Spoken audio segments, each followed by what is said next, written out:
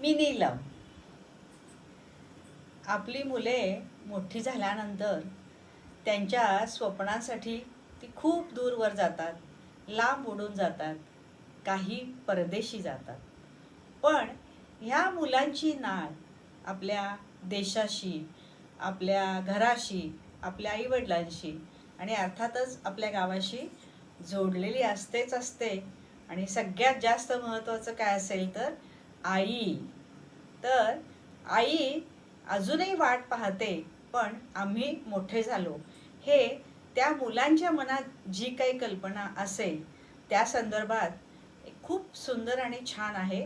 नक्की ऐका, तुम्हाला आवडेल. आणि सर्व बाहेर परगावी शिकायला गेलेले किंवा परदेशी स्थायिक झालेले किंवा आपलं गाव सोडून इतर ठिकाणी शहरामध्ये स्थायिक झालेल्या यंगस्टर्ससाठी, तरुण मुलामुलींसाठी खास हा आईला गिफ्ट करण्यासाठीचा व्हिडिओ तुम्हाला नक्की आवडेल. ऐका, शेअर करा, सबस्क्राईब करा, लाईक करा, कमेंट करा अँड एन्जॉय. आई अजूनही वाट पाहते, पण आम्ही मोठे झालो. घर बदललेलं नाही, त्या भिंती अजूनही तशाच आहेत. दार अजूनही तसंच किरकिरतं उघडतं. फक्त एक गोष्ट बदलली आहे, घरातले आवाज कमी झालेत. आई अजूनही तिथेच आहे, पण आम्ही मोठे झालो. लहानपणी घर म्हणजे गोंधळ असायचा.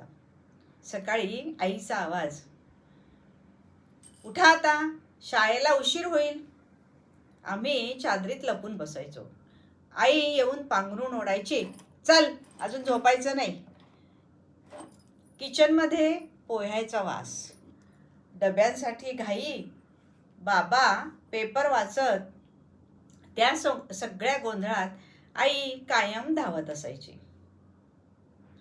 हळूहळू वर्ष गेली, शाळा संपली, कॉलेज सुरू झालं.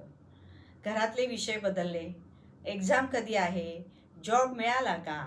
आई अजूनही तसंच विचारायची, जेवलास का. तो प्रश्न कधीच बदलला नाही. घर सोडण्याचा दिवस. एक दिवस बॅग भरली, नोकरीसाठी शहर बदलायचं होतं. आई शांतपणे कपडे घडी घालत होती. ती म्हणाली, सगळं घेतलंस ना. मी म्हणालो, हो.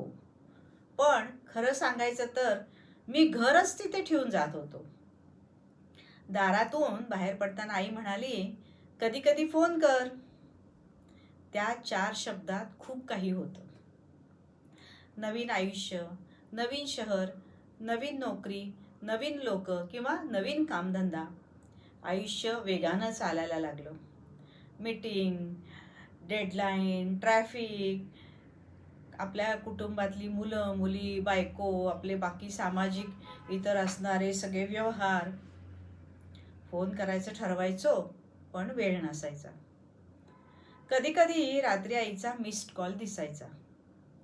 मी मेसेज करायचो, बिझी होतो. आई रिप्लाय द्यायची, ठीक आहे बाळा. आईचं घर. आई अजूनही त्या घरात आहे. सकाळी उठते, चहा करते, कधी कधी 4 कप ठेवते, मग हसते, अरे आता 2च लोक. किचन शांत, भांड्यांचा आवाज कमी, पण आठवणींचा आवाज जास्त. गॅलरी. संध्याकाळी आई गॅलरीत उभी राहते. रस्त्यावरची मुलं खेळत असतात.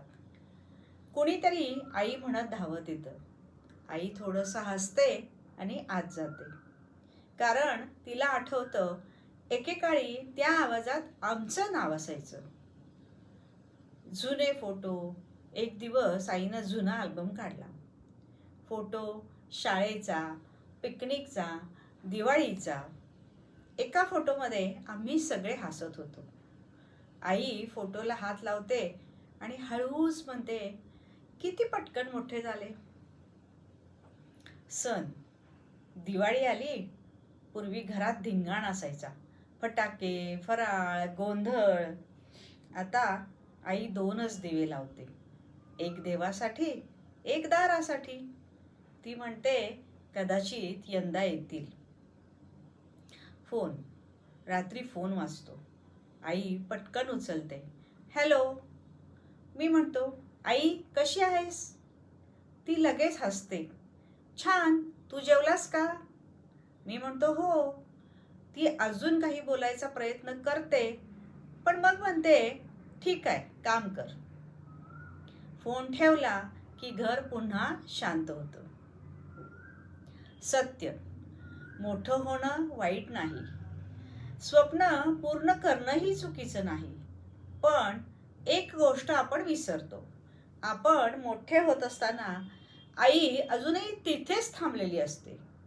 ती अजूनही वाट पाहते. एका फोनची, एका भेटीची, एका आई म्हणण्याची. एक दिवस अचानक मी घरी गेलो. दरवाजा उघडला. आई मला पाहून थबकली. अरे, अचानक? मी म्हणालो, तुला भेटायला आलो. त्या दिवशी किचन पुन्हा जिवंत झालं. आईनं 4 पदार्थ केले. घरात पुन्हा आवाज आला. शेवट. त्या रात्री आई म्हणाली, तू आला की घर पुन्हा घर वाटतं. ते वाक्य ऐकून माझं मन भरून आलं. कारण मला कळलं, घर कधी रिकामं नसतं. घरातली वाट पाहणारी आई त्याला जिवंत ठेवत असते. अशाच या सर्व मुलांच्या भावभावना आणि आईच्या भावना या सुंदर अशा व्हॉट्सअपच्या मेसेजमधून आपल्याला ऐकायला मिळतात. आणि खरंच हे त्रिवार सत्य आहे. तर असेच तुम्ही माझे व्हिडिओज बघण्यासाठी आणि नवीन नवीन विषय मी तुमच्यासाठी घेऊन येत राहीन. तर तुम्ही नक्की माझ्या चॅनलला सबस्क्राईब करा आणि त्याचा आनंद लुटा. धन्यवाद.